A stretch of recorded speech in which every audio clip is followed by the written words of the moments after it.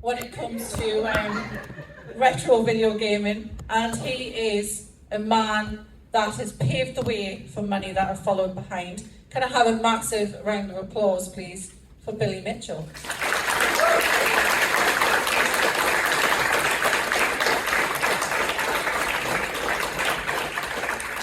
So I think the reason that I'm as nervous here today is because this does not happen very often at all, where we've got Billy and Lee pushing right up to the top, I think. Give it one more click. Is it on? One more click. There we go. You sure you want me to speak? What I would like her to do, we met last night. We did. And I said, I don't do interviews. And I said, you do not want to interview me. No. I am an extremely difficult person to interview because I make the so-called journalist, and she said she was not. So I'm not a journalist. So-called reporter, which she said she's not. She's just being friendly. I make them do their job. You know, you just throw out a random question or rumor or accusation, and you want me to comment on it, you don't get a comment. It's not worthy of it. But you do your research, and then you ask for clarity, then I'll tell you whatever you want. So I put her to the test last night on a number of things, and the reason why she's nervous now is I absolutely scared the hell out of her. I wish she was curious, she was careful to have her boyfriend, who's about as big as me and about as wide as this table, there with her, but he's actually a really nice guy. But I told her, I said, I've told people before, you don't want to interview me. So then we decided, rather than call it an interview, we would just call it something friendly. It's a conversational piece, Billy, isn't it? Conversational piece. I don't know, I've never done one. We're gonna have a try. Walter likes me, don't you, Walter? Should be on. Is it on? Yeah. Is it on? It is. Oh, no, I like it. You're quite wonderful. Let's start with the best thing first. Phil Murphy, get up here. Hiding around the corner. Get up here, Phil. Okay. There may be no other moment when all of us are gathered together in front of Phil where we have the opportunity to give him a standing ovation.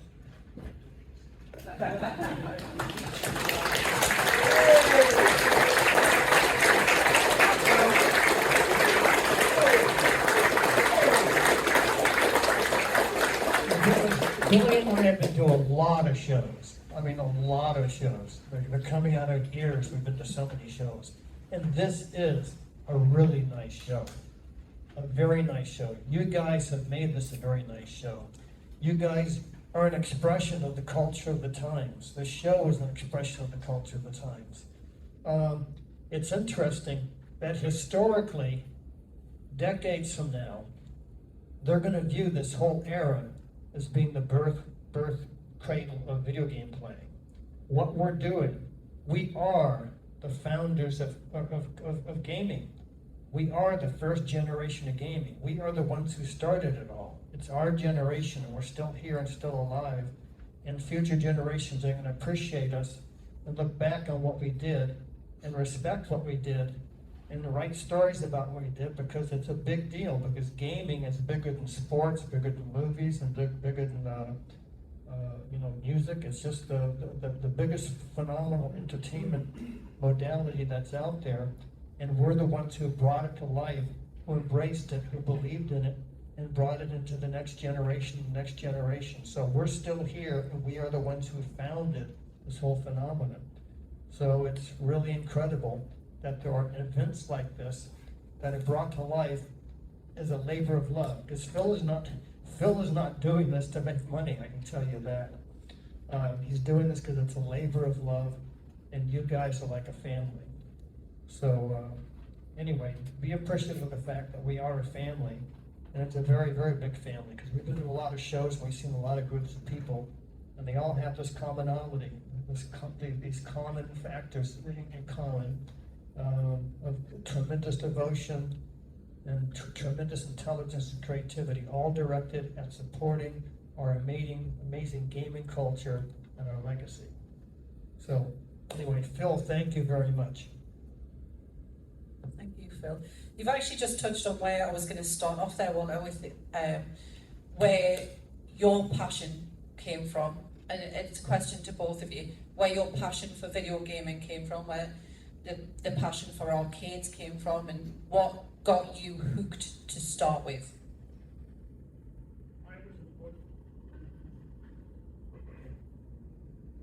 I was an oil executive. I actually worked in the oil spot market in Houston. I was making deals between Conoco and Tenneco and, Shell Oil and Exxon Oil, and it wasn't going too well. So I got involved in making a book called Days Who's Who in the petroleum industry. It was actually Who's Who. And I had an investor, and the investor and I would work on the book every day. Now one night he says, I can't do this anymore. I can't look at any more oil executives' biographies. I gotta go play Space Invaders.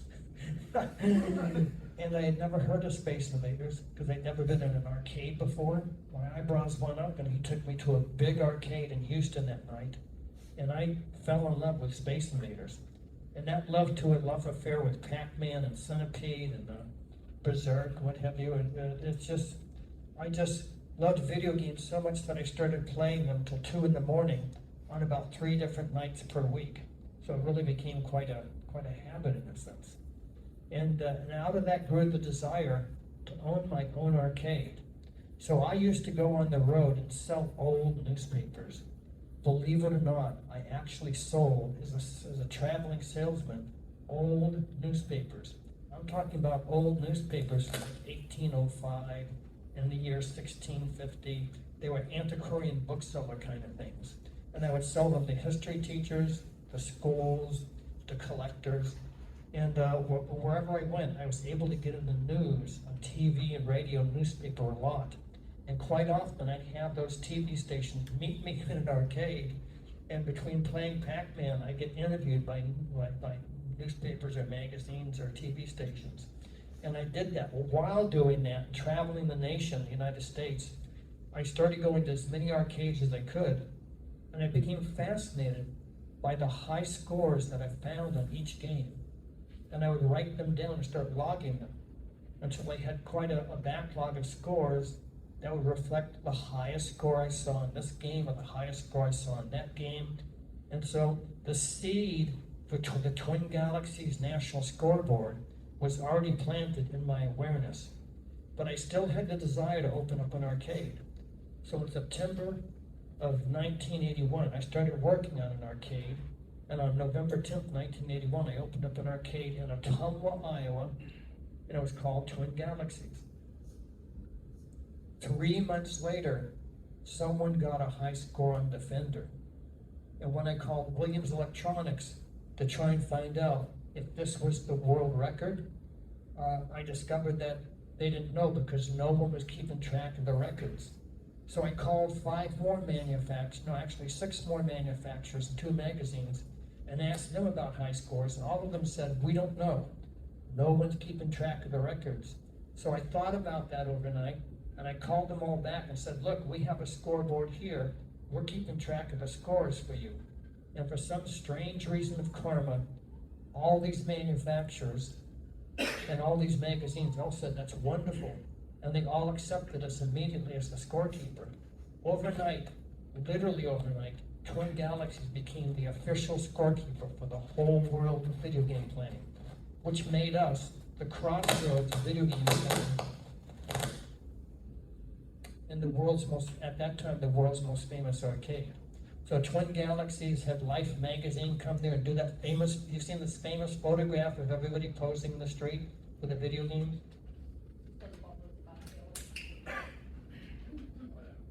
Here it is, right behind us. That famous photograph there, that was November of 1982. Twin Galaxies was not even 1 year old yet, and we had Life magazine come. And then a famous TV show called That's Incredible came and did history's first Essential World Championship. And then the governor of Iowa came and proclaimed us the video game capital of the world. So it started out just as a labor of love, and miracles and magic can happen when you truly love what you do. But that wasn't the end. That was only the beginning. we do these talks a lot. And you'll ask Walter a question, and he'll tell you the truth. And then I'll give you the real answer. As he has said many times in his writing and in his book, he opened an arcade because owning an arcade gave him the excuse to play video games more and more and more and more.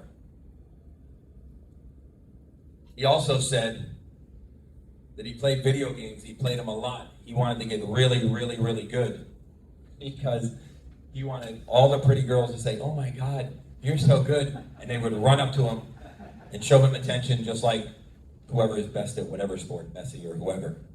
So what he told you was true. And like I say, I'll always give you the real answer. But as for myself, just as a kid, I used to be a hardcore pinball player because that's what my dad had in his place. Video games weren't really a thing. Eventually Pong came in. But I was playing video games, or not playing video games yet, I was playing pinball, and I mean intensely for 6 and 8 and 10 hours. As much time as I could spend at the machine before I got chased away. And as video games came out, by looking at me, you'd never guess that I don't embrace change very easily. You know, I tend to stick with what I know. And so I didn't want to play video games, but everybody was leaving pinball and all the competition was going over to video games. You know, there was this big yellow cabinet in the center of the arcades that you couldn't even get to. So basically, against what I wanted to do, but for the sake of competition, I went over and began playing video games. And then because of the intensity, the desire to be good, and the truth is, because I lived where the world's largest arcade was, and it was open 24 hours a day, every day of the year, and because I had friends who were really good too, I got really, really, really good. I had to play really good to stay ahead of them. That's why I give credit to the competition that was around me, because it drove me forward. And as Walter said, I started calling around. I was on Donkey Kong, and I says, I mean, imagine the measly score was 287,000 points. And I just says, man, nobody can beat that score. Nobody. I called Nintendo, and Nintendo said they couldn't help me. And I said, well, what's the highest score? They go, we don't know. And the lady goes, probably like 150,000. And I go, well, I just got 287,000. And I heard her in the office say, this guy on the phone just got 287,000. And I heard everybody in the office go, whoa. But again, they didn't have an answer. They told me to call the distributor, a local distributor in the area, which was a joke, because when I called the distributor, he says, we don't know about that, son. We just collect quarters, you know what I mean? Which is all he did. And finally, somebody found in Joystick magazine where there was a scoreboard printed. And I contacted Joystick magazine. It was on a Saturday, so they weren't open. But being ingenious and stubborn, I'm calling directory assistance. I see the editor's name. I actually got him in his house. And I mean, I think about that today, that's like obnoxious. But he's familiar with his magazine, he's familiar with the back page, and he was familiar with the phone number to the scoreboard. And I called, and that's the first time that I ever spoke. And it wasn't to him, it was to the Pat who worked for him. And I said what my score was. By then it was higher. It was from 287 it went to 397 to 597, and then in one night it went 763 to 886, the first kill screen. And I told him about it, and he talked about the Gathering of Life magazine, which is the history's first esport event. And I went to that event, but imagine you walk into an event like that, there were international players even. You walk in and you look around and you have to feel the so-called fear. You wonder if you belong there. You wonder if you've overstepped your bounds. I mean, absolutely. I mean, these guys were incredible. But on Saturday evening, the night before the photo, I played the guy who claimed to be the best at Donkey Kong, his buddy. Now, he got he played first, he got 190,000. And in 1982, you get 190,000 on Donkey Kong, you would turn every head in the arcade. You would absolutely be the center of attention, without a doubt. And then it was time for him to sit down, so to speak. And I took my turn. And I got 849,000 on my first guy. And I went to the kill screen. And without a doubt, it was that exact moment that launched me into competitive gaming. I mean, it was a fever, a passion, higher and higher, better and better. You know, I started traveling around the state to different arcades. I remember we went to the World's Fair, and every time we stopped somewhere, I got out of the car and I ran around. I had to see what scores there were on the machines. And for lack of a better term, the guys who were in those photos, you know, most of them were decent guys. But figuratively speaking, those guys took their talent after the event and they just went home. And, you know, God bless them, that's the choice they made. And you might say that I made a different choice. You might say that I didn't really go home the way they did. So when I have the good fortune I have, when I've seen what I've seen and achieved what I've achieved, that's what I attribute it to. It began there, and the fact that I pursued it. Because there's guys in that photo who were really good, and they were good enough to compete, certainly on a level with me. There were guys that I admired, but I don't know that they had it within them to never, ever, ever, ever miss an event. I never missed. Some of these guys were at an event, sometimes they weren't. I never missed. I mean, the old saying is, you know, you're never gonna win if you're not there when the wheel goes round. And I was always there. So that's why I had the good fortune I had. Not just because I had the good fortune of being good at gaming. It's a level of stubbornness, good fortune, good luck, good support. But I was always, always, always there. You know, the guy who plays a particular sport and never misses a training, never misses a practice, has an outrageous advantage over those who do. Is it like, I'm saying that, I don't even need the microphone, I'm that loud anyway. You touched on something there with the want to be better and the want to be the best. Was it like an adrenaline rush when it was kicking in as well? That's something that, I know we spoke yesterday about wrestling and things, that's something in the wrestling community that I always say it's like the worst drug of choice you can ever have, is that adrenaline rush when you know that you're the best and you know that even if people are trying and trying and trying, you're still a little bit above. Is that something that always sort of hit as well? One comment before Billy comments on that is that I was 32 years old when I opened up Twin Galaxies. And I used to play till 2 in the morning with a 15-year-old. I don't know what they were doing at that night. But essentially, I would compete with the very young people till 2 in the morning because of the adrenaline rush, because it was so much fun. It was one of the happiest periods of my life when I first opened up Twin Galaxies. I just played video games until my brains boiled out my ears. So, we've all been there, Walter. We've all been there. I think some of us are still there. So even when we come to these events, even though I don't play games anymore, when we come to these events, invariably, is there a Wizard of War here? No? Because Billy and I always traditionally play doubles Wizard of War every event we go to. And I'll play a couple. There's a Centipede here, isn't there? Anybody ever play Centipede? Yeah. Okay, so I used to get almost 700,000 on it. So I was reasonably good. So I like to play a couple of games of Centipede. But the game I was the world champion on was Make Tracks. Anybody ever play Make Tracks? It's a pretty hard game. Isn't it the paint roller going around the maze? Anybody remember it? Stephen? Yeah. Okay, what's interesting is that when Williams Electronics came out with it's also called Crush Roller, if you know Crush Roller.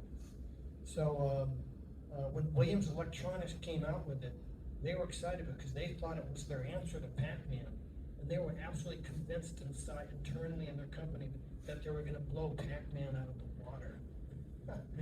And they attribute the failure of it to one single executive inside that company, where they believe that because they mishandled the rollout of the game, that it didn't become the next Pac-Man, it beat Pac-Man in sales and popularity.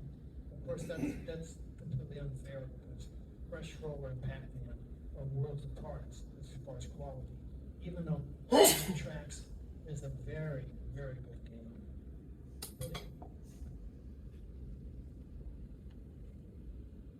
You asked about adrenaline, and that's absolutely the truth.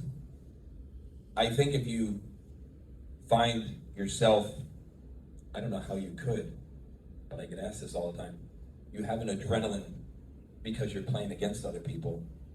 To me, that's absurd. I don't even understand the question. The adrenaline from what's going on within you, can you beat? Can you achieve? Can you surpass what you already did? Can you better yourself?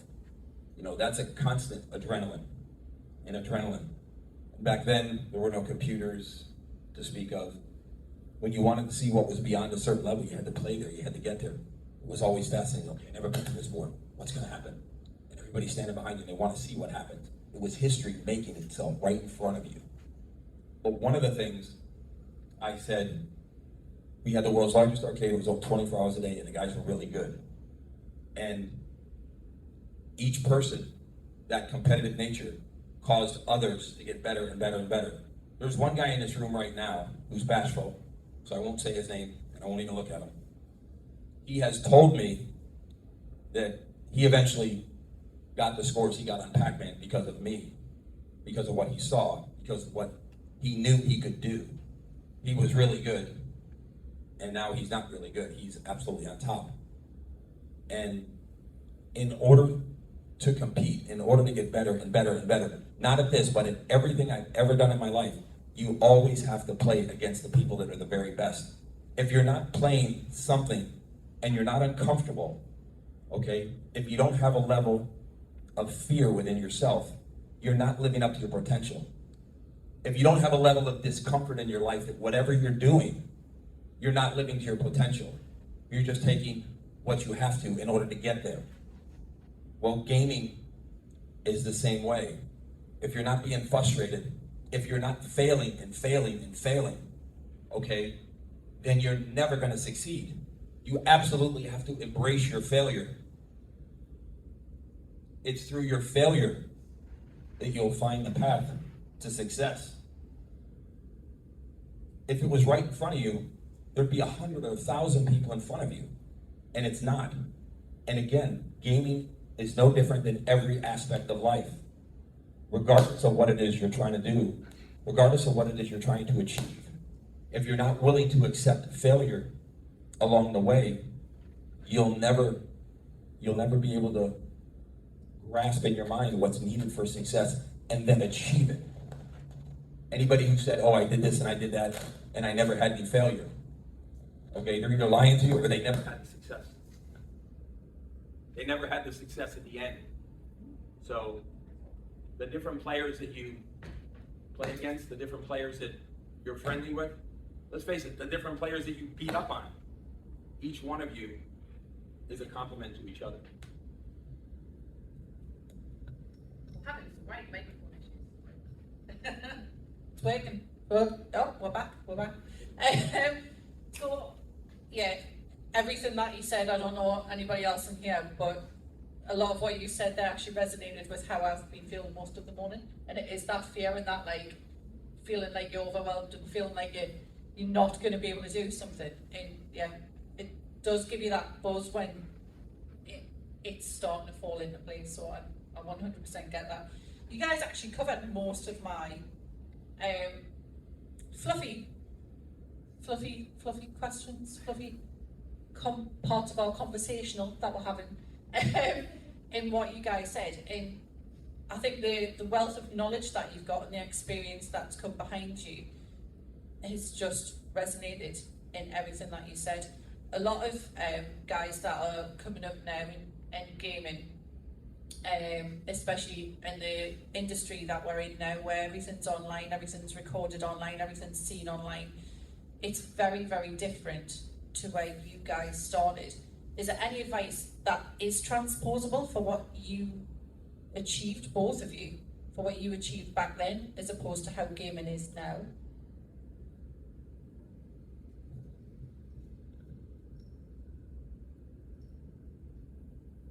First of all, I want to bring out an interesting point.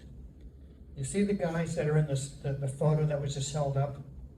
The 16 people who were photographed on November 7th, 1982.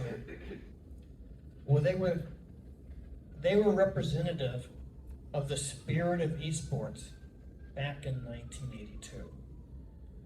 All those kids completely believed that professional, competitive esports was going to happen in their time as youngsters, and they were ready to embrace it.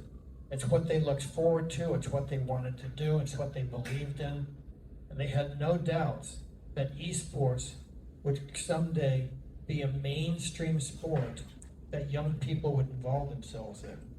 But the problem that they faced was they were born like 2 generations too early. So when people talk about esports dawning in this modern era, esports actually dawned way back in the early 80s. For instance, have you ever been in an arcade when you were a kid, or even recently, when someone is really good at a game and you see a crowd gather around them and they're the whole center of the arcade and everybody's gathered around them watching their score go higher and higher and higher as people watch in awed amazement? Well, what we're watching there is the spirit of spectator sport. There are many, many esports people who think, oh, the spirit of the spectator sport of esports is a modern phenomenon. No, it's always been there. From the very beginning, when the first quarters were put in games, people were in awe of excellence in video game playing, and crowds of people would gather around whoever is putting on a show on a game, because people were prepared and excited to be spectators watching excellence in video game playing.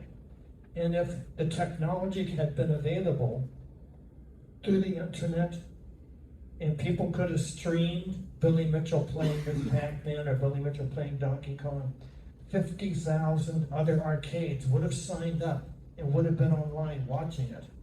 Because spectator sports, the spirit of spectator sports is not a new thing, even though the young people in today's esports environment believe that, oh, this is something modern, something new, something we invented.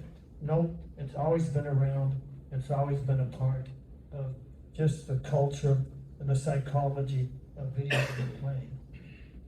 So these youngsters believed in esports just as fervently as the modern people do. It's just that they were born too early. And it's too bad, because many of them regret not having had the chance to become esports superstars, because they were all just as good, if not even better, than many of the stars who play today. Because the games, these golden age games that we all have in our game show here, the actual structure of the games is more demanding and more challenging than most of the games that are being designed today. It takes a higher level of skill set to master an old game than it is to master a modern game. A modern game, you can become a complete expert at it with only so many hours of practice and play and instruction and learning tips from other people.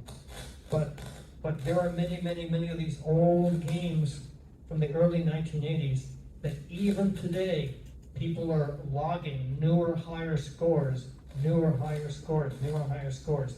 That's because they've learned even more about the functionality of the game and figured out even more. Because when these games were made, they were made with layers of intelligence. And people, through experimentation, 1 quarter at a time, would figure out the laws of nature of the game. And even today, some of the games are so complex, they're still figuring out more laws of nature, which manifest as higher and higher scores.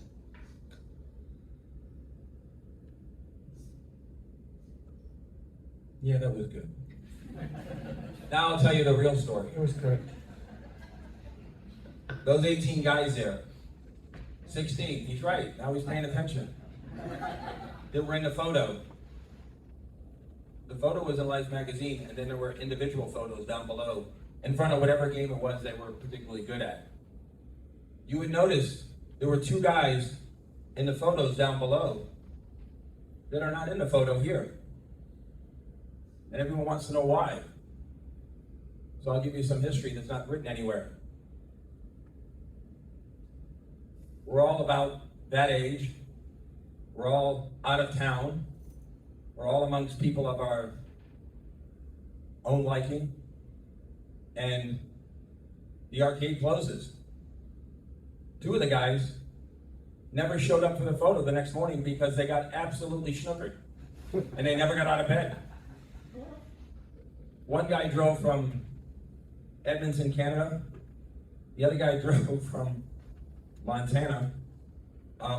They drove all that way to miss the photo.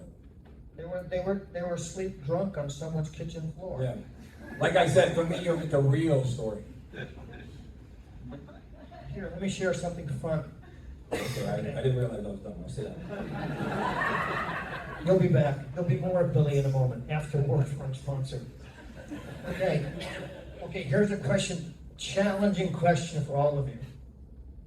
When Twin Galaxies opened up, on that very first day, the man running the taxi cab company came in from across the street and said, "We don't know what's going on, but just about the time that you opened up, we lost radio transmission with all our cabs whenever they come downtown to Tumble, Iowa. We think it's you." And I said, "No, it couldn't be us. Who's ever heard of that happening with an arcade?" And he was insistent that it was us. And then he came back upset a little later because it's still going on. And just as he's arguing with me about this, the police come in just to check out the new arcade to see what kind of place it's going to be and if it's going to be a problem for the police. And they overhear our conversation and they scratch their head and say, "Well, wait a minute. Our patrol cars are also having trouble with radio transmission. And it's been going on today and we don't know what's going on, what's happened. They can't communicate with police headquarters." And just at that moment, believe it or not, a man from the fire department comes in looking for the police officers, and he hears the conversation. He says, "Well, we're having the same problem. Our fire transmissions, from the fire department aren't getting through to the cars," and stuff like that. So they're all looking angrily at me, and I can't believe this is happening because whoever heard this happening with an arcade? Well, anyway, through experimentation, turning off banks of games, one after the other, we finally narrowed it down to one single game that's causing this phenomenon. Who can guess what game that was? Donkey Kong. Well, Donkey Kong causes far worse problems. Kicks. Who guessed that? It's Kicks. QIS. We took that game out, that one single game, and the problem completely went away. Isn't that amazing? Who's a technician? Who can explain why that happened? Anyway. So actually, Mark Nancy gets up there, It's easy for you to say. Ladies and gentlemen, Holland. Okay, here's another story for you. I got thrown out of 3 arcades. Can you guess why I got thrown out?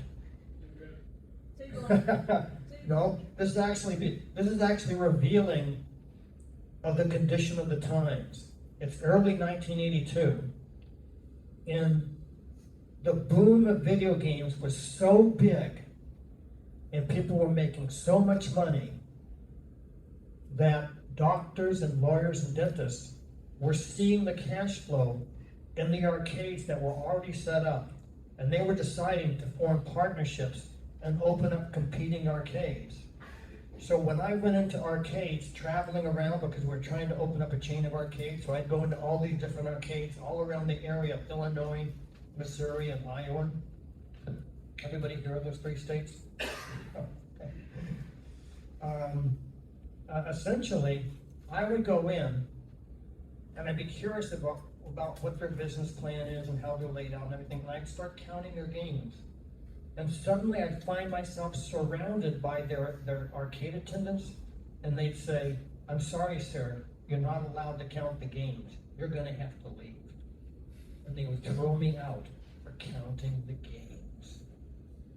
And the whole premise behind it is that me and their counting the games means that I'm like a lead runner for potential competitors who's in there checking them out, determining how strong their business plan is, so that we can move in with a rival arcade and take away their incredible success. So isn't that amazing?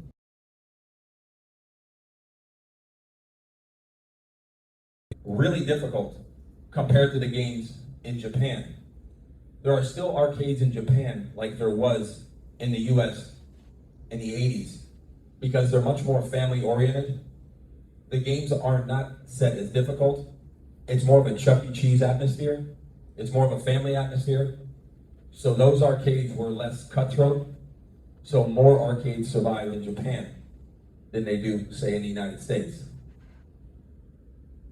Arcade games in Japan still make money. They still make enough, manufacture enough games to sell them to cover the cost of making the games. They don't in the United States. They make their way to the United States because in Japan they've already created the game. All they have to do is translate it now, and then they'll sell it in the US. Unfortunately, if in Japan they stop being profitable, then they'll stop being made. And then we'll only have what's out there. But with that in mind, the games were set more difficult, I say in the US, in North America. They were set more difficult. For example, in 1984, 3 guys went to Japan to play against Japan's best 3 guys in track and field. It was 1984, the year of the Olympics. And I would have thought back then, stereotyping, which I'm sure is wrong, I would have thought, man, those guys are gonna go over there and they're gonna get killed. No, the US guys, they won first, second, third. They hammered the 3 Japanese. Not because they were better, but because the games were set more difficult. Because they were set more difficult, it forced the 3 Americans to play harder to get better. They had to endure the pain in order to get better. They got better because they were challenged greater. The Japanese players didn't get as good simply because they weren't challenged. Goes back to what we said. Going to the games of yesterday, that they had one goal, was to take your money in 1 minute and make you put more money in. That's not what games are today. You play a game at home, okay, you've bought the game, they've already made the money off you, they're gonna make off you. You put the game in, the game goes, it goes on and on, it's a story, it continues. I mean, some games kind of like never end, they just go and go and go. I mean, you pause it, you save it, you know, all the silly things I see my son do. So it's not comparing apples to apples. People ask me what modern games I play. None. What modern systems do you have? 0. They say, why? I say, because I'm not going to play anything my son can beat me at. He can hammer me at every one of them. And that's the absolute truth. But by the same token, you're not comparing apples to apples. It's easy to say, and I believe it's true, that the players from the past are far better. It's not because they're actually better, it's because they're put in an environment that allows them to get better and succeed. So what happened by the technology that is the never-ending game now, the eternal loop of open world? Now, if you're gonna play a game, an arcade game, there are so many advantages you have now. For example, it's 1983, and I want to try something on a split screen that I think will work. I got to play 5 hours to get to the split screen. I played 5 hours, I got there, it didn't work. Damn it. I got to put a quarter in, and I got to play 5 more hours to get there again. Now you don't. Now you go online. First of all, you can look at somebody who's already figured it out for you. But then you want to see if you can do it yourself. You go online, and you simply play it online. You don't have to play 5 hours. So there's a lot of things that could improve any one of your games at any game out there. if you go online and you use that technology in order to focus in on that exact strategy or that exact challenge that you're facing. So it's kind of funny, I hate to say it because it makes you sound old. You know, you say, well, you guys had no idea what we had to go through. I mean, I feel like I'm from World War II or something.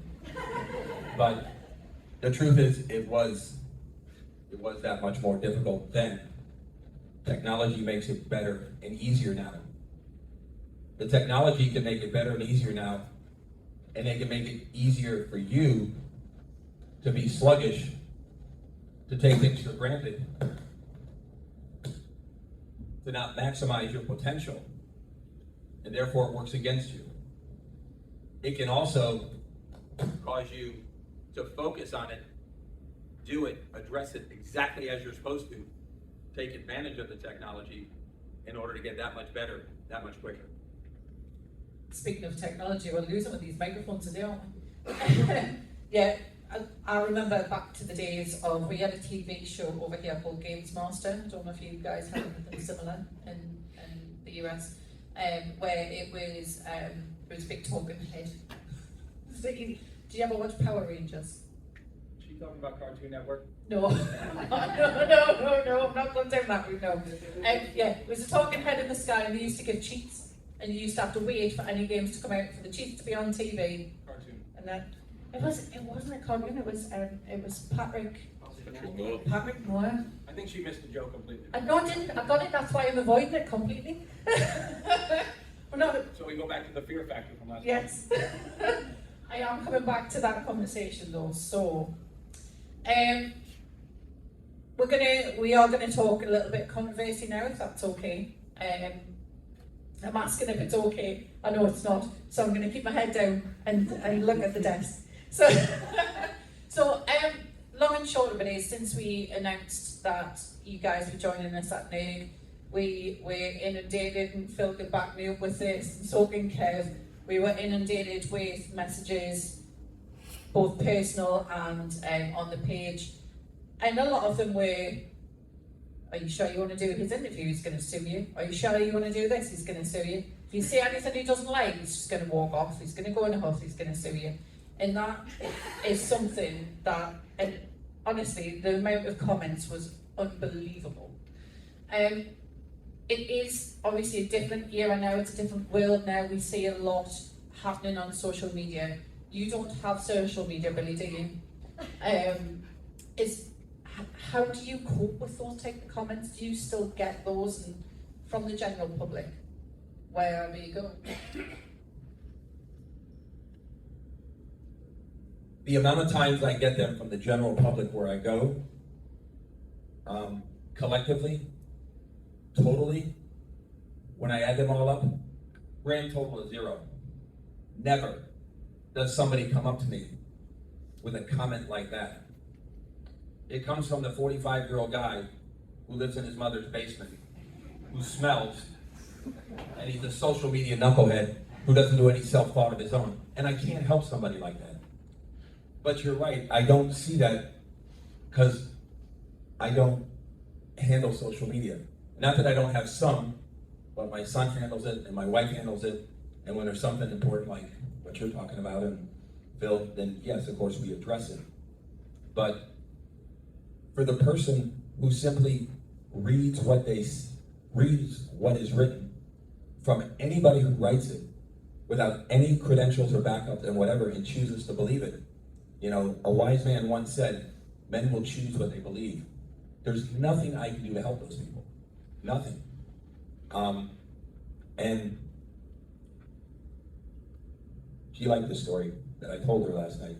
But, you know, if you take 100% of the people who watch, say, the movie, King of Kong, 99.9% of those people, they find it interesting or not. They find it intriguing or stupid. They find it fun or boring. It's an emotion that most everyone, I'm sure there's one exception in this room, I'm looking for him. Okay, it's an emotion that every one of us has in any movie. But when you deal with the people on the fringe, there's nothing I can do to help those people. For example, I get love letters. I get flowers. I get marriage proposals. I get hate mail. I get death threats. I've had the FBI involved 3 times. There's nothing I can do to help those people. They had a situation and a challenge in them long before they ever saw me or watched the movie. You know, my humor is, well, you know, it was a movie and my job was to play the antagonist. If I walked in and brought chocolates, it would have been a lousy movie and you guys wouldn't be talking about it now. Okay, I'm not too proud to tell you the movie King of Kong became what it is because of me. And so if I didn't do what I'm supposed to do, if I didn't partake in the movie that you saw, if I chose to ignore it, fluff it, not try to succeed with it, then the fun I had for 2 years traveling, filming, places we went to, including London, the adventure, the money I got that put our kids through college, I wouldn't get any of that.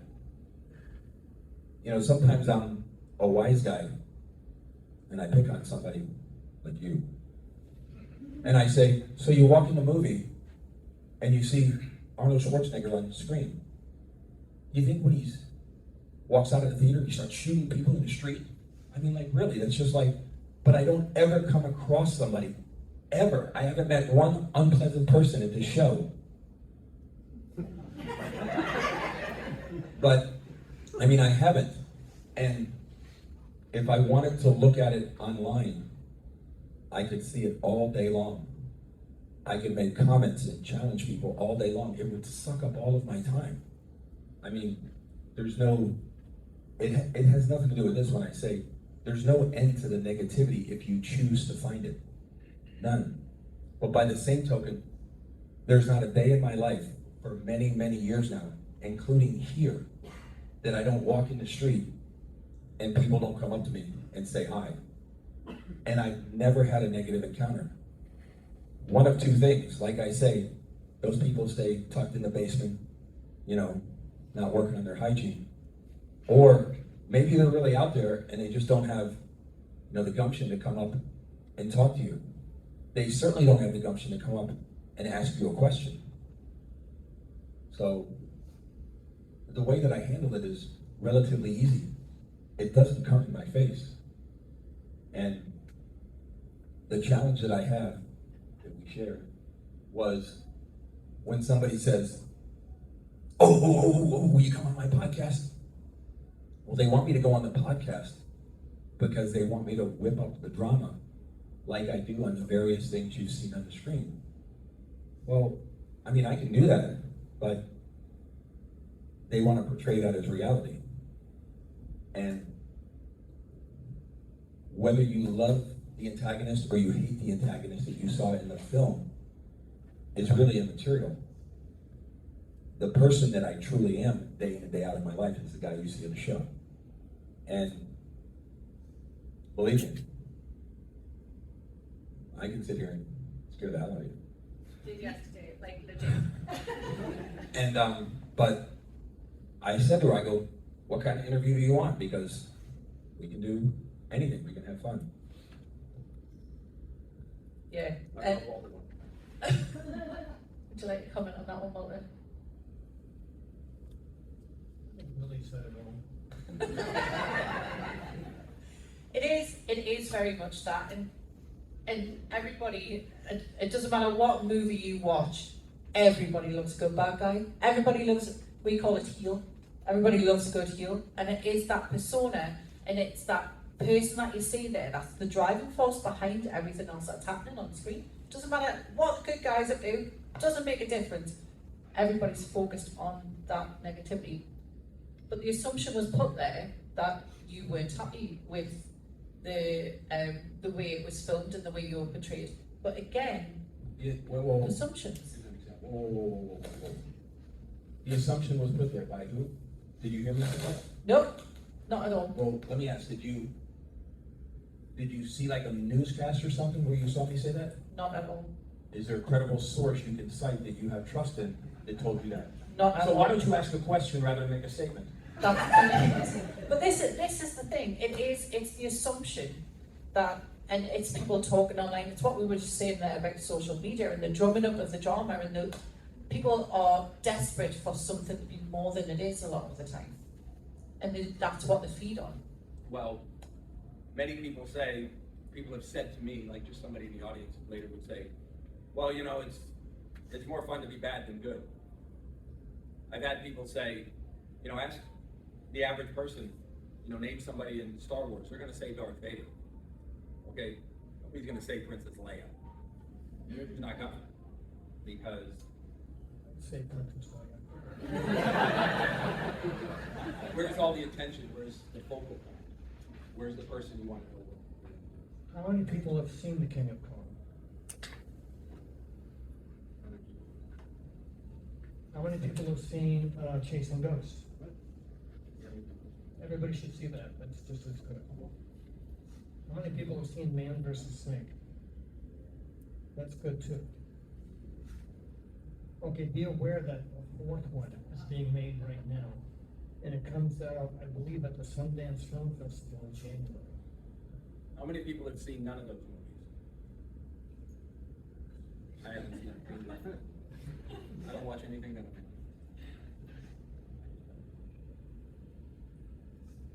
Who's got a question? No, not finished yet. Hold on to your horses. So, again, we're going to hit assumptions and we're going to hit speculation here for this one, if you don't mind, Billy. So, Do I have no, not really.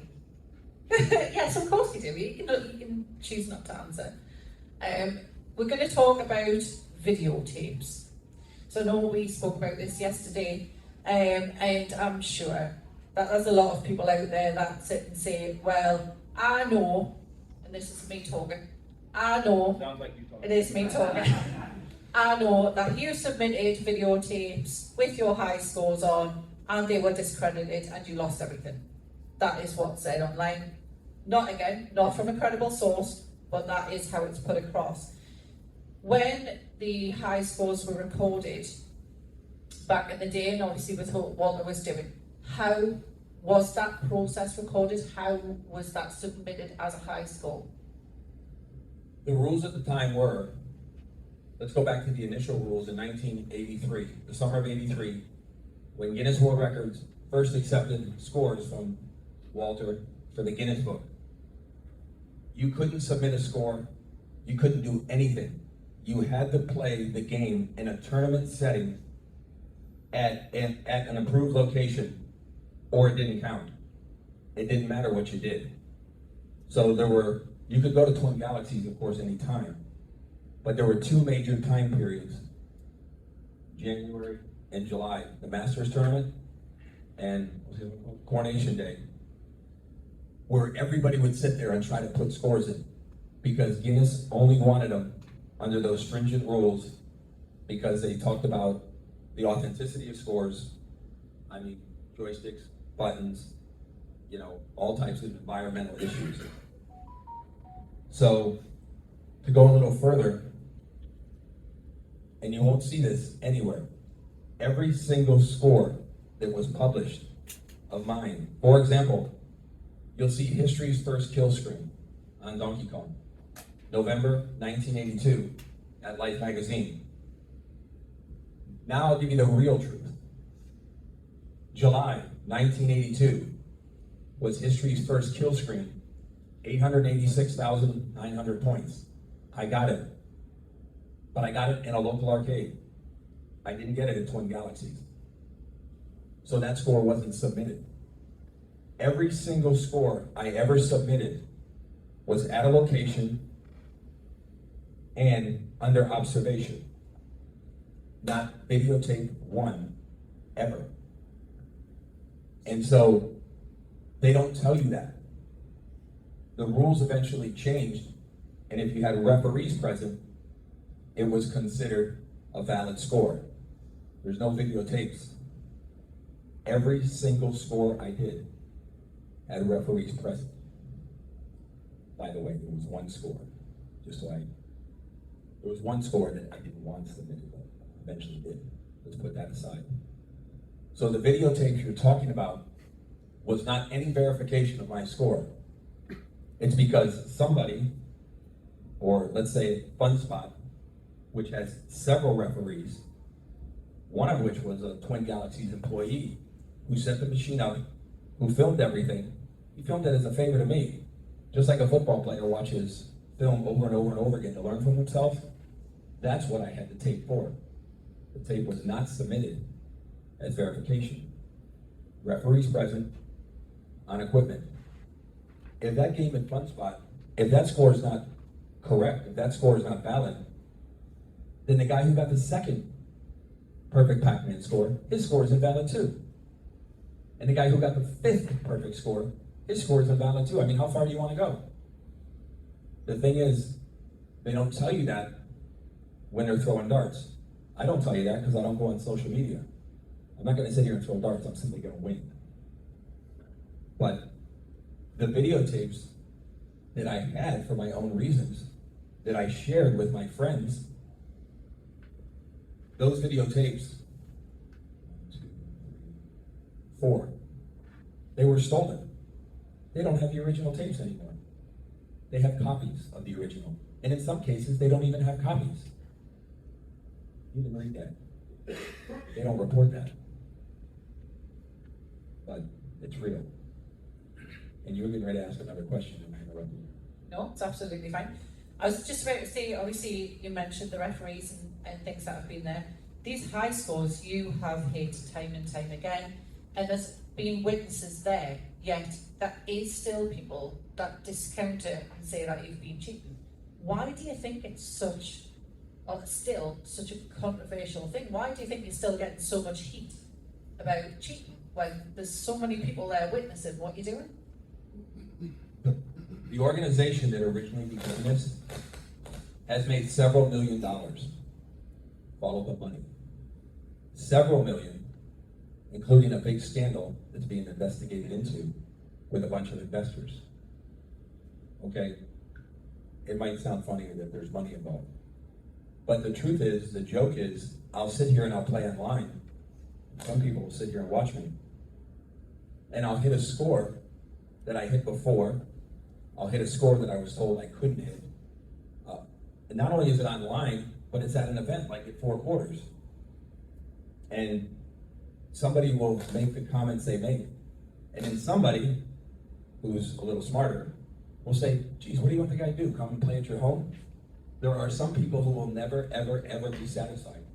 They choose to hate, or they do it just because they think they can aggravate people. And of course, they don't aggravate me. Walter will be kind and he'll say, some people have different mental illnesses, which of course they do. But the way I met Phil, I was in London in September. We needed a local guy to do us a favor, and he did. We made arrangements for us to come to the show because we appreciate it. Well, the night before I left, I went to 4 quarters in Elephant Castle, where the gentleman from Guinness World Records, who we had met with earlier in the day, was going to meet us, but he ended up not being able to. So at 4 quarters, on their machine that they set up, okay, that they had locked, okay, I walked up and I hit start. And I played in front. I got a joke. I said, boy, you Brits know how to drink. And you don't have short glasses either. And the music's blaring, the lights going exactly the way I like it, and I hit a perfect score. And the hate mail that came into 4 quarters and accusing them of cheating or abetting somebody who's cheating, there's nothing I can do to help those people. Nothing. I did it at Galloping Ghost, the world's largest arcade. Arguably the most reputable guy going. His name is Doc Mack. And they accused him, some people did. They said, oh, you ran main through the machine so that he could get a perfect score. If they were to acknowledge anything positive now, it would mean that they were wrong in the past. And I mean, I'm human just like everybody here. It's not easy to admit when you make a mistake. It sucks. It actually feels a whole lot better when you acknowledge it, though. But there are certain people, every one of us knows. You don't want to, there's certain people, no matter what, they will never, ever, ever, ever say, I made a mistake, or I was wrong, or I didn't know, or oh, I learned something, or oh, I wasn't aware. They will never, ever, ever backtrack 1 inch, no matter what. They take a bullet first. There's nothing I can do to help those people. I mean, we go all the way back to 1982. All these things they talk about didn't exist. Some people made the mistake of choosing the exact kind, exact type, exact model of emulator they said was on those tapes. It was the 11th hour, like everything was exhausted, everyone's shaking their head, when somebody from that development community sent a message and says that can't be right, because that system that we created came out 2 years after those scores were submitted. They don't acknowledge anything, all they do is move the goalpost. There's nothing I can do to help those people. And if anybody can tell me anything, I'd like to know. Somebody will show me something on social media, and somebody, reasonably level-headed, will say, I don't understand, why doesn't this guy just go somewhere and play and do it again? Okay, I've done that. I've done it like 22 times. Like, that person's unaware. God bless them. They don't get caught up in the grief. It doesn't matter if I do it again. I will do it again many, many times. You're right. It's not going to change. And I don't care if somebody doesn't like it. I don't care if somebody doesn't like me, because I can't help them. I don't care what they have to say about me. No, it doesn't hurt my feelings, because the struggle is not within me, it's within them. Okay? When it comes to gaming, their opinions are their opinions, and there's nothing for me to do to try to correct it. But what happens now is their opinions go outside of gaming into outrageous claims that nobody here should ever be subjected to, ever. And I'm obviously somebody who knows how to fight back. And so, that's where they get uncomfortable. I do know how to fight back. But I'm never gonna fight back because someone says, oh, I don't like him, he was mean. Oh, I don't like him, he was mean to Steve. You've actually led me into where we're heading to next. Which Yeah, is that's probably it. the Yeah, that's it. Blame it on me. darkest part of the conversation. So, guys, I apologise. It is about, we're going to be talking about quite a sensitive subject next. So, I do apologise if it offends or upsets anybody. It's something that we are going to go down that rabbit hole a little bit. Billy, I'm sorry. I'm sorry. You don't sound sorry. Sorry. I will stare at my phone. I have no idea I have no idea what she's gonna say. She said to me yesterday, she goes, we can go over the questions. I go, no, we can't. I said, you just let her rip. Do it, yeah, do it. So, again, it comes down to perception being reality. There's a lot that is said about you online. A lot of people who have made money from dropping your name, from putting videos up mentioning you, and it's something that is ongoing. So I know there's things that we can't really talk about with regards to some of it. The lawsuits that, again, as was said to me 6 or 7 times, don't upset me, I'll sue you. That is, Whoa. yeah, Whoa. Lawsuits. yeah, lawsuits. You've Yeah, got no, 76 no, you of them, just- haven't you? You just like say them so vaguely. Why don't you see if you can name them? Yes, so, put this on the spot now. Okay, are we talking about video games here? No. Yes, we are. Yes, we are. So why don't you tell me about the video game lawsuits that you talked about? That's exactly it. Is there any? There's one lawsuit related to video games, and it's defamation. Yeah. And whether it was video games or something else, it's defamation. Okay? It doesn't say video game lawsuit. That sounds great on the headline though. So, That is it, though. It is that headline grabbing. Lawsuits. Lawsuits, all of the lawsuits, all Right. of them. But this is the point, though. It's speculation online of the fact that you do have lots of lawsuits out there. That's never been the case. Correct. It's never been the case. Right. So we know But somebody online says it, so you believe it. that's perception is reality. That's what it comes back to.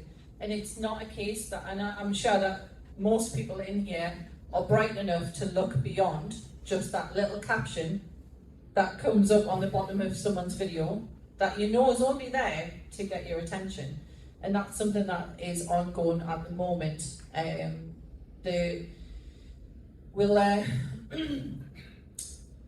We'll quickly touch on Apollo Legend, and then we'll move on to where that's going from there. So Apollo unfortunately did take his own life. It was something that was sensationalized. It's something that you were name dropped in, but not by Apollo, and that was never the case. So there was a lawsuit originally.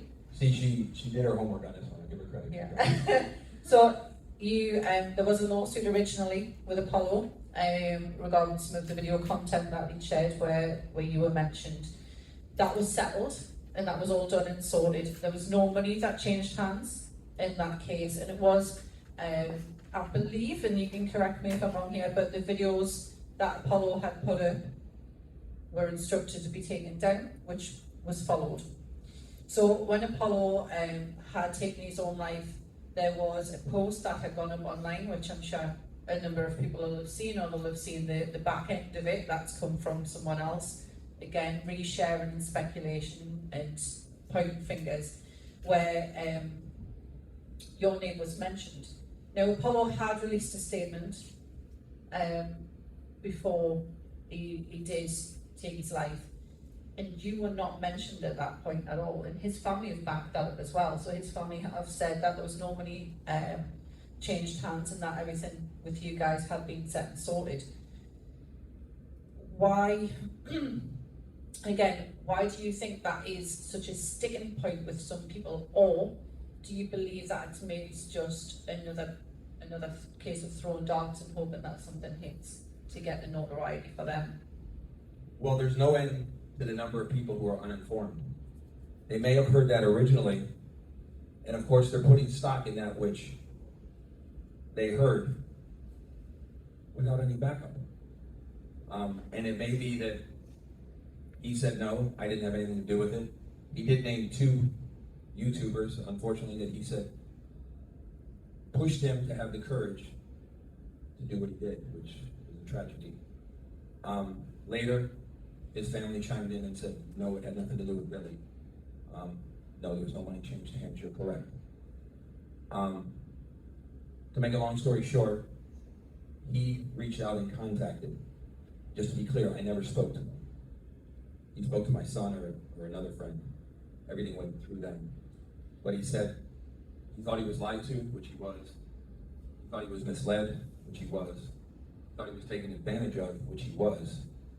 And he named all those occasions, and he was so ridiculously honest. There's stuff he mentioned that he could not possibly know unless he was telling me the truth. So I believed he was telling me the truth. And he said he wanted his life to go on without this. And I believed he was telling me the truth. And so that's exactly what happened, what we agreed upon. He followed picture perfect. He never swayed anything, nor did we.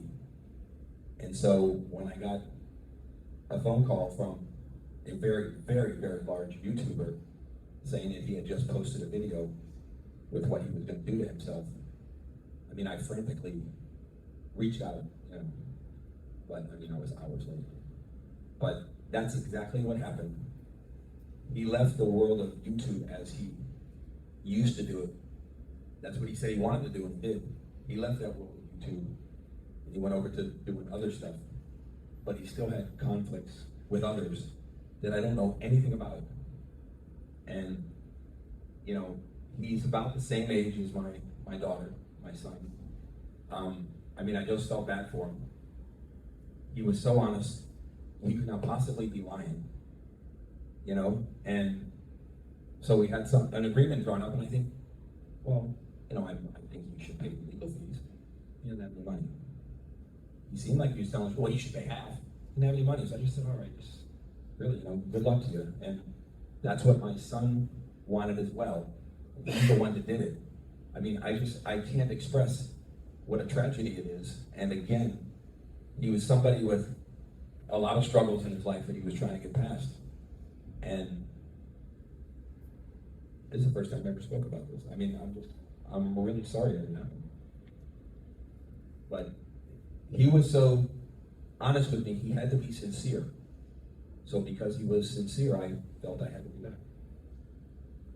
Thank you very much. I know that's really is me putting you on the spot and sort of trying to just get some clarity, because that is the world that we live in is so full of hearsay, it's so full of he said, she said, and people making total blatant lies in some cases.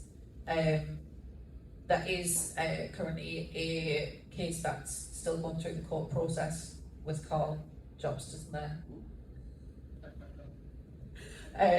And obviously that's something that every time there's a video that goes up with your name on, especially around the subject of Apollo or cheating, that gets views, that gets clicks, that gets people noticing it, and that makes those guys lots and lots and lots and lots and lots of money in the background as well. We all know how Twitch and YouTube and everything work. I don't think there's a single person here that doesn't.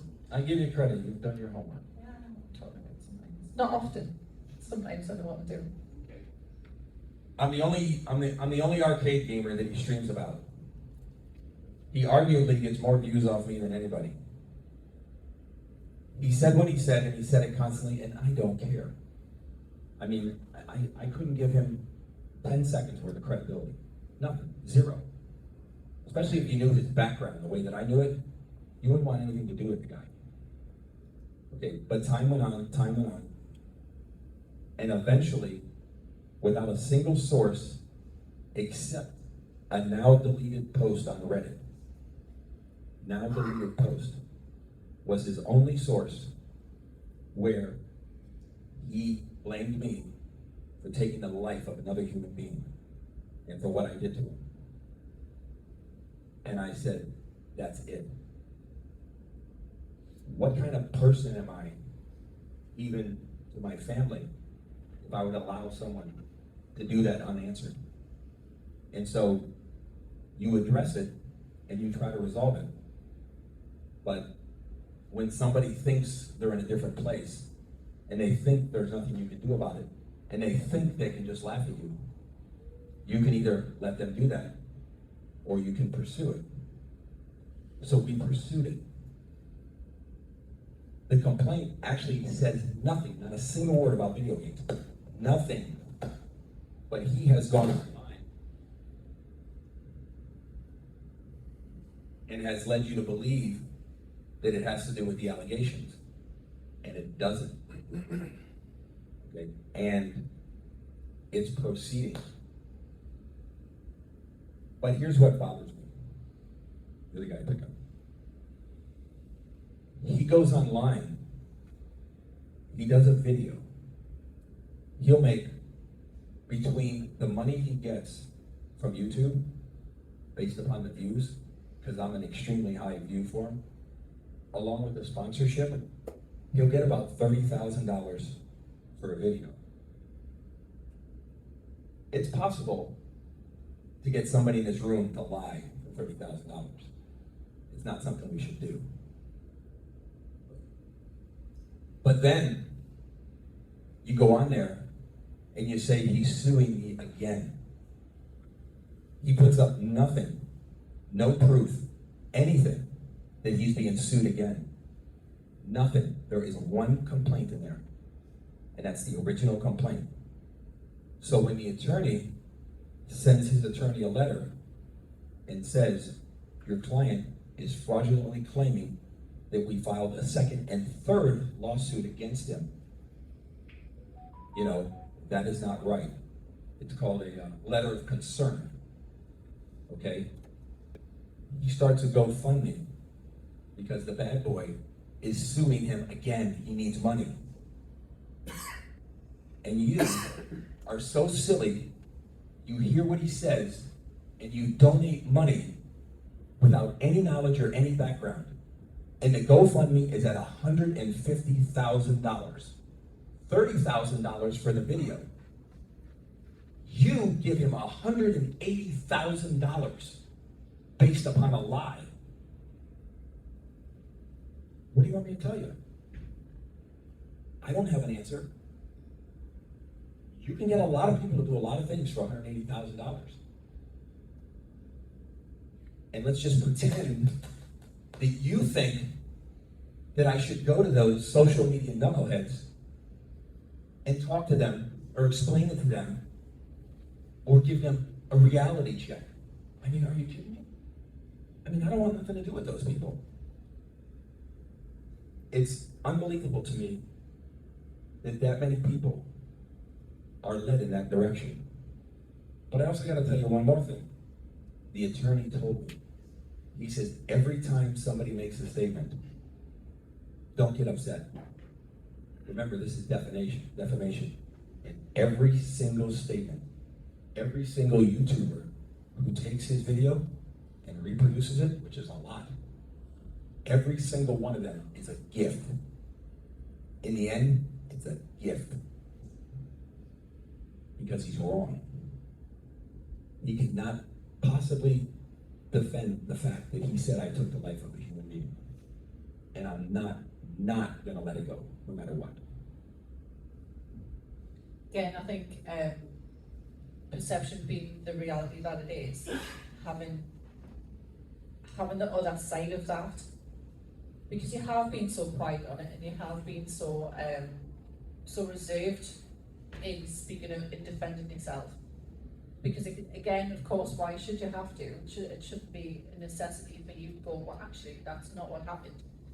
But being able to get people to understand that side of it and not just believe everything that they see. How many people in here actually believe what they read on the or see on the news or read in the newspapers all of the time? Because it's very, very rarely 100%. In every single one of us in day-to-day life, there's a black and there's a white and there's that grey area in the middle, and most of us are living somewhere in that. So, yeah. Well, the one thing I can say is, fortunately, in what we'll call the corporate world or the business world, certainly in the world of the courtroom, what flies on social media doesn't fly. In California, we won 1, 2, 3, every ruling to this point, 11 justices, and they cite so many various things. All the things I've told you that's reality, they cite as being troublesome as to why, in other words, the case should go forward because of these concerns. These are the same concerns I'm expressing to you. So my point is, the judges, they don't sit there and watch social media. It doesn't fly in a courtroom. It doesn't fly with the police.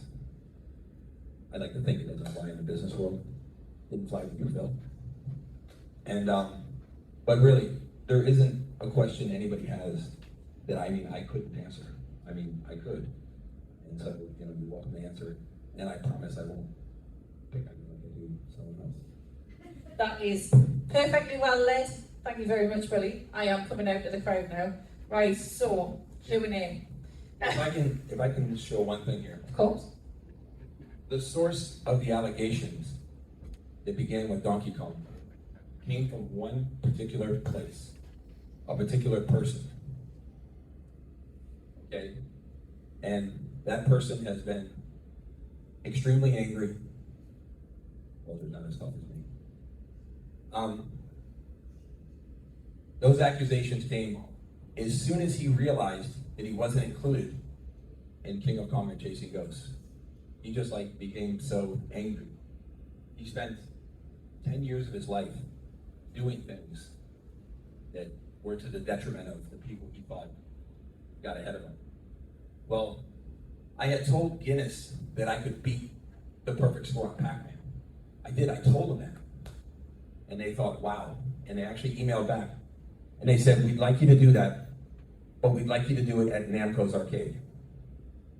Well, I mean, it's Namco's game and I'm gonna do it at Namco's arcade. Who can cry? You know, you can't question that. Believe me, they did. So, as I went there to do it, as I prepared to do it, there was one guy, and he was a friend of mine since like the 80s, who said, oh, I already did it, too late. And I just ignored him. He said it so many times on stream, everybody else was saying it, and they were all reporting it. Not only was it reported on streams, it was even posted on certain scoreboards. And he didn't. There's a few key secrets you have to know that nobody knows. Nobody. And he didn't know them. I never told him, I know you didn't do it, or don't say, I never said a word to him. We'd even be in the same circles at times, and he'd say hi, I'd say hi. You could see that our relationship was strained, if you knew what you were looking for. Well, just the other day, a month ago, he says, he sent this to me before he posted it online. He says, I'm making a public statement as some things have come to light.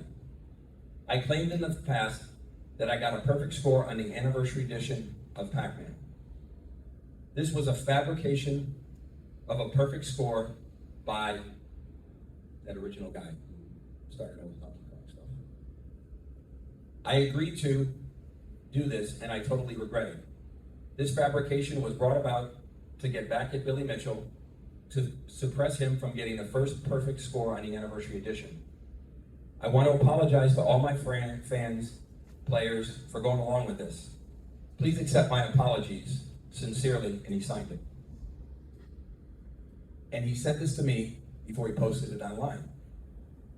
He sent it, and within, I'm gonna be accurate here, in less than a minute, I responded. I said, my respects to you, complete, total, unconditional forgiveness, complete, total, unconditional forget, on my honor. I said, I make this statement to you only. I will not comment publicly. It's gone. And he sent me a thumbs up. And almost 3 hours later, he sent, sorry, Bill. And within a minute, I said, there's no sorry amongst friends. I knew it already. You knew I knew it already.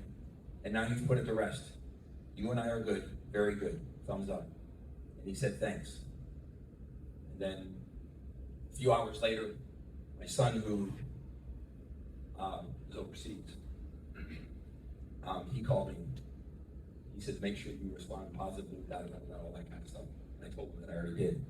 So I sent him, I said, my son called from overseas. He was depressed, said to extend all of his respects to you. He is very grateful, thank you. And he sent a thumbs up. Now this is a guy that I knew since the 80s. And like I said, I could not have been more disappointed when he did it. He did it, you might say, under the pressure of the other guy. And now, 2 years later, he's come out with the truth, which I knew the truth already.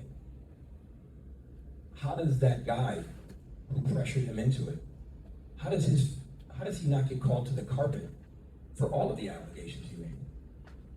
He doesn't answer to any of it. When collectively you have an agenda, when collectively you have an animosity, when collectively you want to suppress an individual, he kept saying, I already did it, as if he was going to discourage me from getting it or trying it. And he couldn't do it, he didn't know the secrets. But I didn't want to go down that alley. So that was him. That was his confession. That's the way I handled it.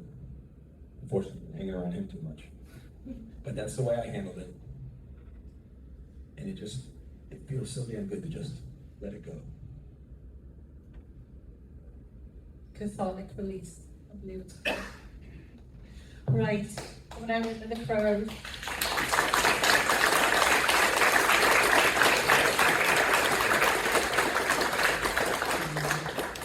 If you have a question, please raise your hand.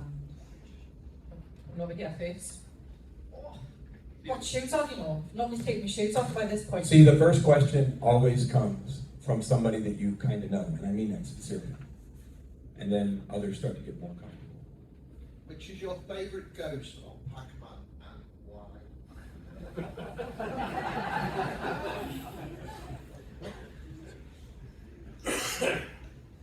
Casper. So I flew in from Miami, drove up from London, was here 3 days, and that's the best you got. My favorite ghost is the red one, because he's the meanest.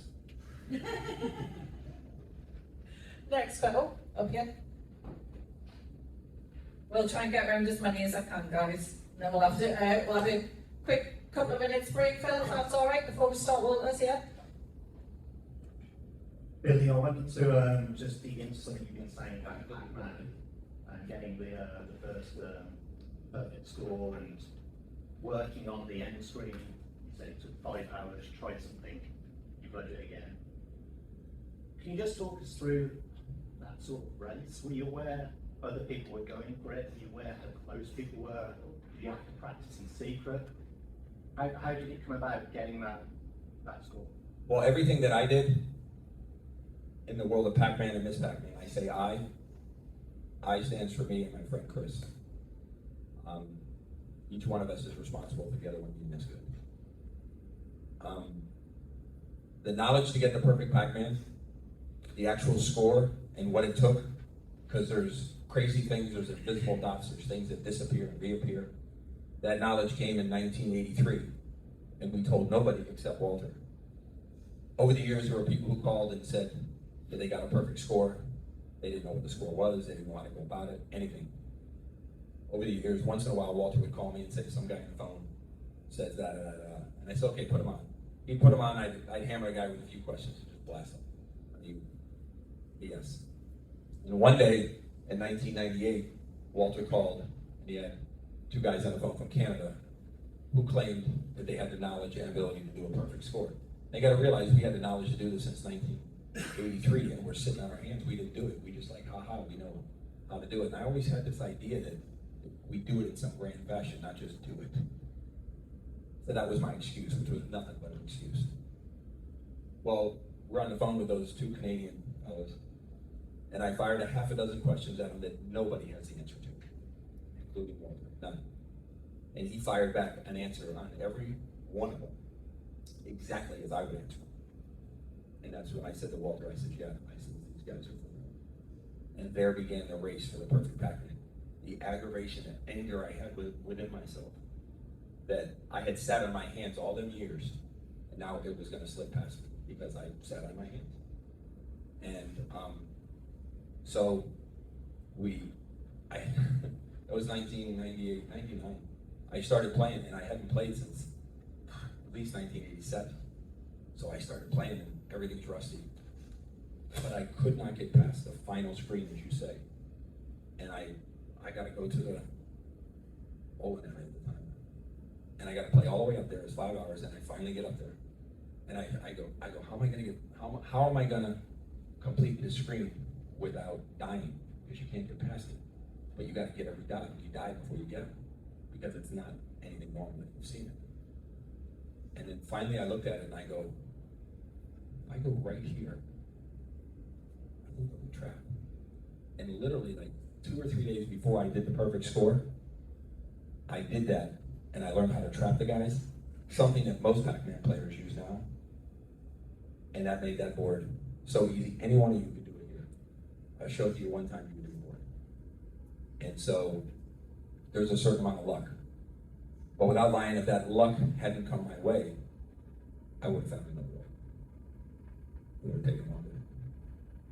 But it was so aggravating. I was so angry at myself that I allowed time to pass.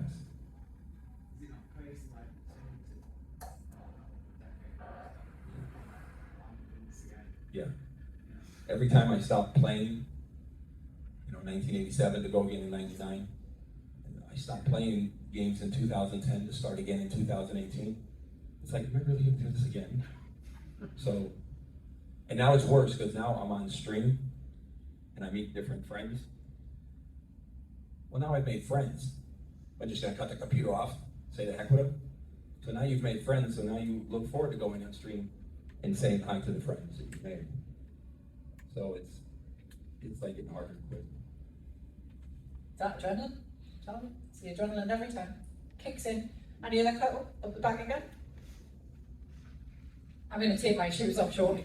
This is ridiculous. Hi, Johnny. If you could time travel back to 83 and meet your younger self, what advice would you You get a haircut. No, my hair was shorter back then. I won't lie to you, I would take this passion, this obsession, this drive to be the best, and I would have addressed it in different areas. You know, there's different people I see that are so outrageously successful, and I had that exact ambition within me, you know?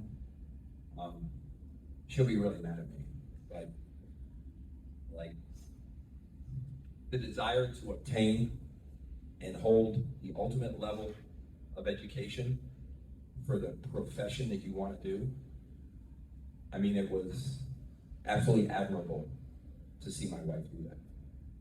You know, when I met her, she had 2 masters, and she said, I want to get my PhD. PhD? I mean, that's scary just to say it, like 30 letters. And to sit there and watch her with that same passion that I have. So that means that I could have done that. Why didn't I do that?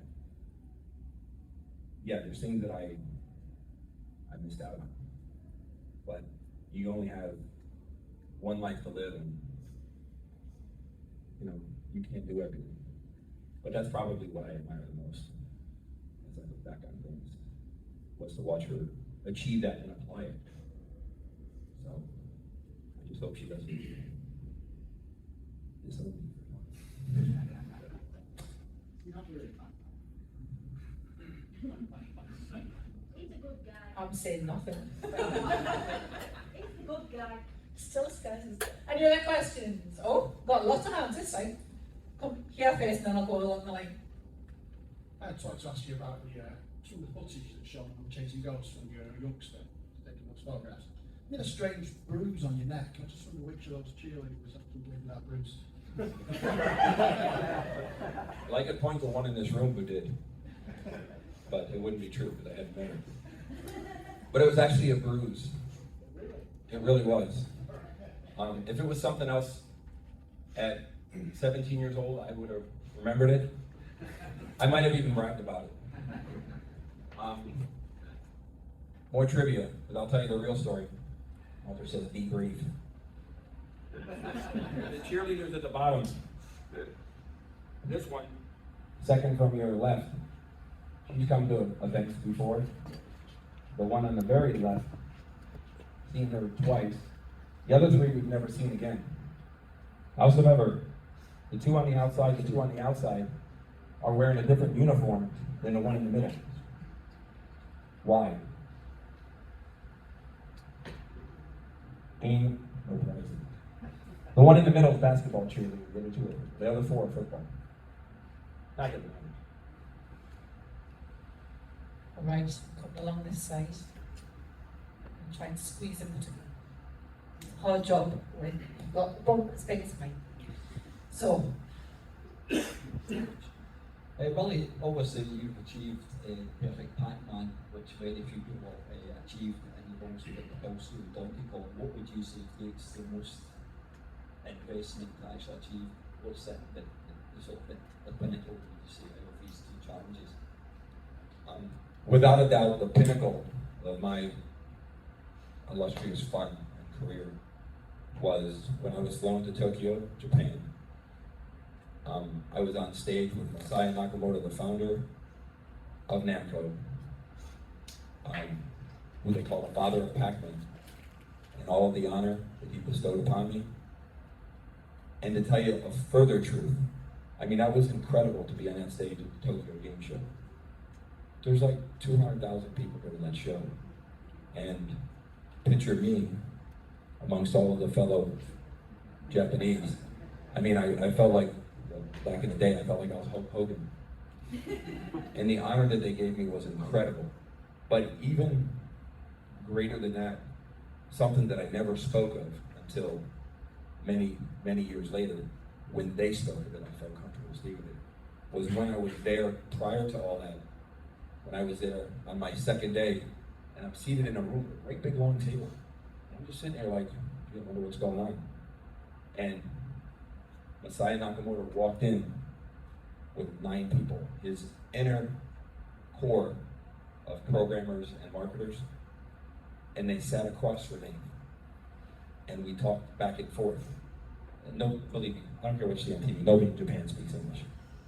The girl at the hotel desk and the interpreter, that was all. And it started with me. Oh my God, I'm sitting here. I said to him, there's not a kid in the world that ever played video games that wouldn't want to be right here, right now. And I told him, I said, I met you 17 years ago. And I told him where. I mean, I just met him, like, bumped into him, remember, in New Orleans.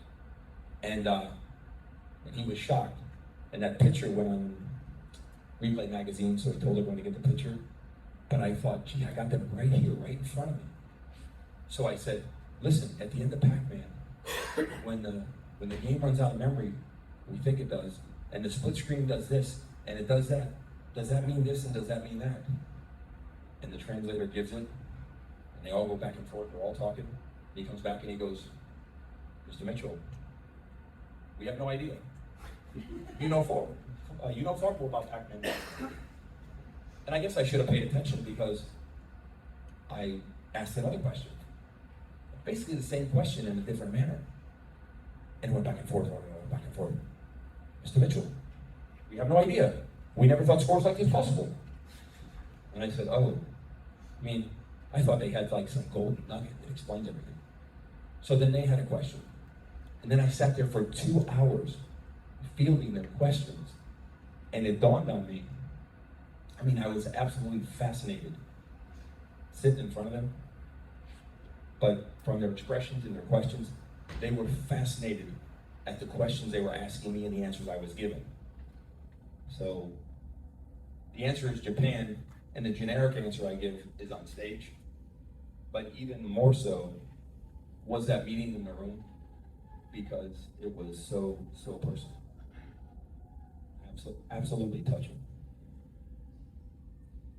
Any more questions? Right here. I'm going to come sit down beside you. You don't have to hold it later. No, that's good. So, does this one? Yeah. Today? Yeah. Right, so I have a question in my head that I'm going to try and extract, but it may not make more sense. Good luck. So, okay. So firstly, can I ask, do you watch speed runs? No, You don't watch speed runs, but you know what they are. I mostly do, yeah. Right. So you have like a famous trick in Pac-Man where you do a combination on a certain screen where you go round and round and you can go through a ghost. I think at the centre point, you can actually just pass through as Pac-Man. So obviously you learned that in 80 whatever year through practice with your mates and all that stuff. But with modern, people analyse, how a video game runs to 60 frames a second on average on an arcade. So people now pinpoint it where, say you might have 5 frames of that second, like 5 60th, no sorry, you know what I mean, 5 of 60 frames. I think what you're saying is transition screens. Well, not so much that, the 5 frames you could get that window to input a certain command or to perform something.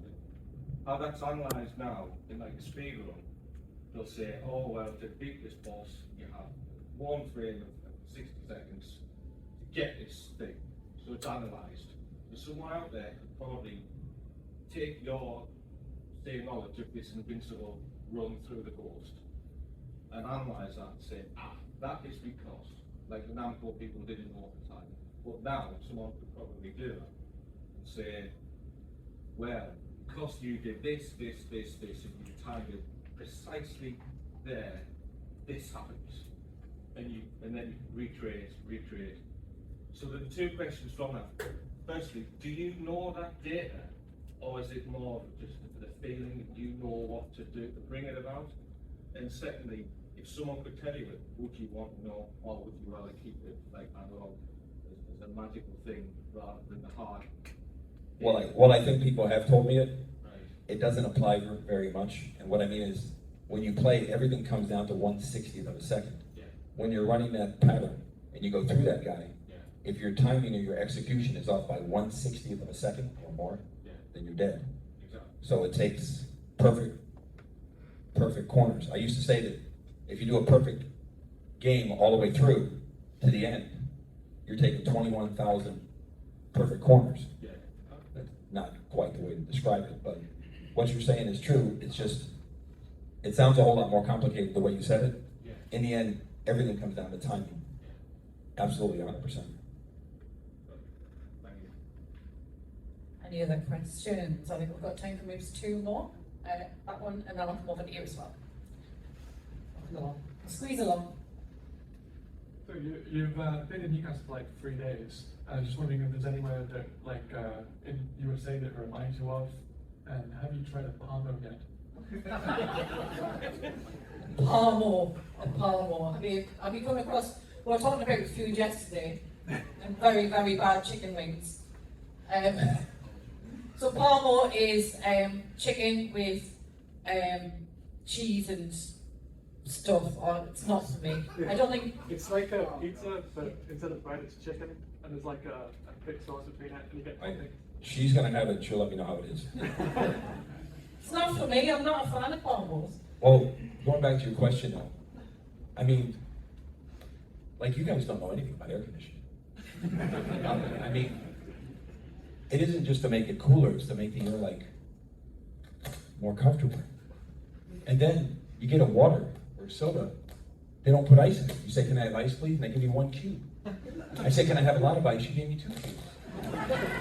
I mean, yeah, so now what I do is I order a cup of ice so I can do my own thing. The easiest option. Right, there was a question over here. That was you. Oh, perfect. You don't. I didn't hear of a Palmo until I moved up here, so don't feel so bad. You're not really missing out. Obviously, you said you started on pinball, and obviously the climate changed, so you moved on to video games, and that drive to be the best. So if it wasn't video games, it likely would have been pinball. If not pinball, and say video games didn't take off the way it did, it stayed very small, do you think there would have been something else that you would have been driven to be the best at? If so, what is that? Yeah, I played football, the real football. I did play your football, I just wasn't so good at it. But I played basketball. I played baseball. I could really, really rifle the ball. I could. And again, I was really good at football. I was lightning fast. The only proof I have of that is my son is even faster. So, again, being competitive, I had those things in mind. Without lying, life comes down to choices. And I just chose a different path. If I didn't have that path to choose, then I would have chosen one of these.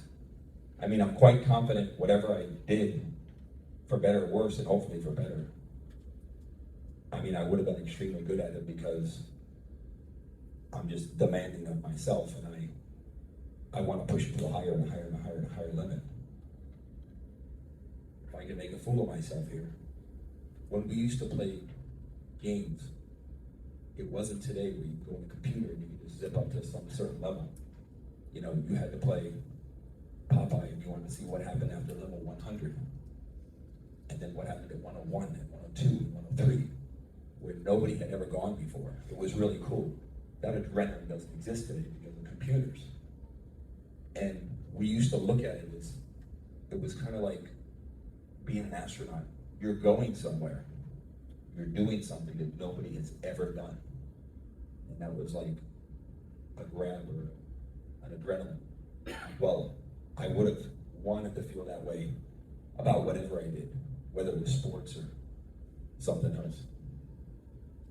So when I stopped playing video games, like around 1986, because I realized I couldn't just do that forever. I mean, I became so obsessive and passionate in the restaurant business, so obsessive and passionate that I could make chicken wings, which were our main item, and hot sauce, and different variations, that I could do it better than anyone in the world. And so I simply took the passion and the adrenaline that I had from video games, and I pointed it in a new direction in life. So that's how gaming and what I learned in gaming came to benefit me so much. You know, I wanted to be the absolute best father, the absolute best husband. You know, I mean, I wanted to be the best, the best, the best. And believe me,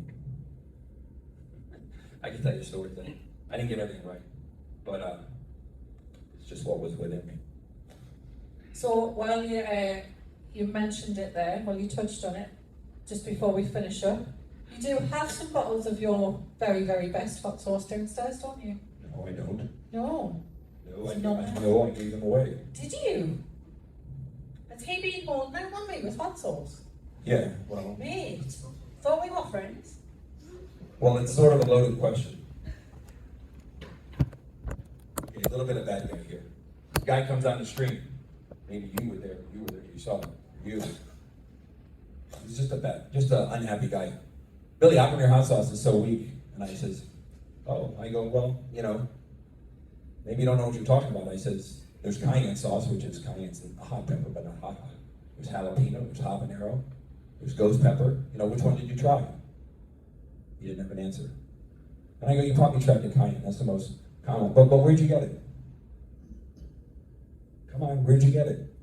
People on the stream are saying, hey guy, where'd you get it? Well, I got it at the supermarket. Oh, okay, that's cool. Well, what supermarket did you get it at? The local supermarket. It's tight thing. Okay, that's cool. Where do you live? I live in New York. It's funny, it's not sold anywhere in New York. Why don't you try telling me, talk to me straight here. What's your problem? You know, F you. and then she bans them. That's the ban button over there. So I have fun with that, but so who's the best video game player? It's like who's the best football player? What's the best hot sauce? It's all very subjective as to what you're looking for. So your sauce must be made out of ghost pepper. One of them is. The one he has down there is cayenne pepper, because I heard you guys were salty. So I heard you don't even call it hot sauce, you call it chili sauce. Bro, you've got American mustard. Pour it all over the kebab meat, which is like the horse's leg. But in reality, we put that's the most common one. Not only is it the most common, meaning that we sell it, it's the cayenne pepper is the most sold pepper in the world. And so that's the sauce that has the NERG label on it.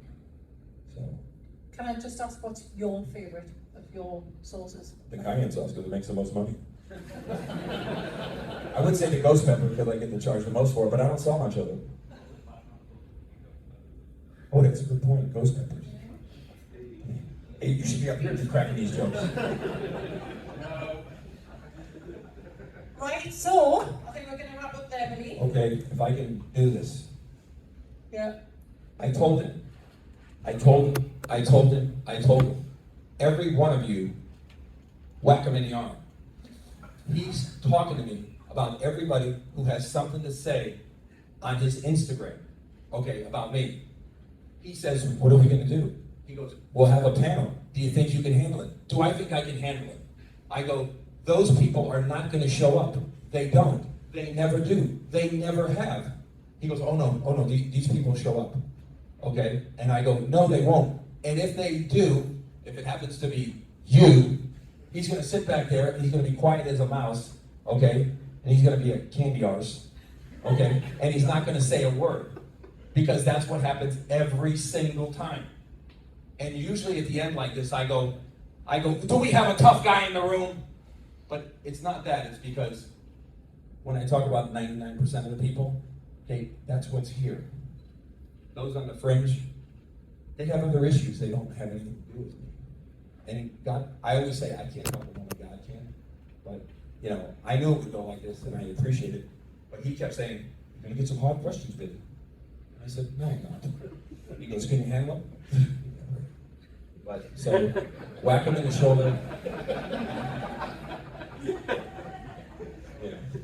So, Walter's kind of used to this too.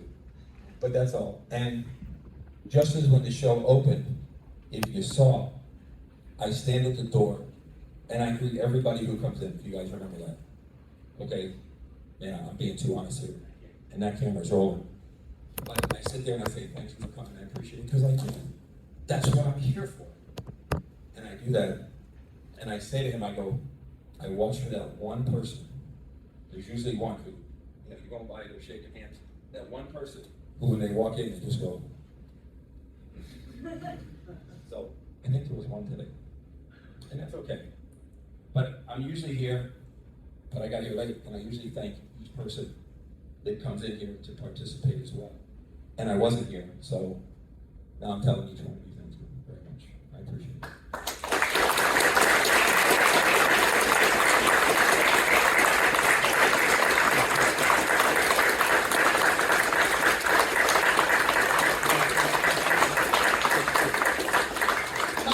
Massive personal thank you for not terrifying me as much as you did last night, Billy. And massive thanks to Walter as well. So we're going to have a quick 5-minute break, if that's all right, Walter. Okay with you? We'll be... Okay, now we're going to give out the trading cards and trading card awards. A whole bunch of you on the trading cards. And I hope the rest of you reconvene here and honor them, because the trading cards are actually a very important historical device, because they're honoring what we do. And they're gonna, and these trading card awards are actually like historical family heirlooms that are gonna be hanging on people's wall, like 4 generations from now. These heirlooms, these awards we're gonna give out, will be hanging on your great-great-grandchild's wall, and they're gonna be proudly showing it off, and people are gonna come and say, what the heck is this? And they'll proudly say, oh look, my great-great-grandfather was part of the birth of the video game age. And these awards are created to essentially capture your contribution to this amazing gaming era and honor you for what you contributed.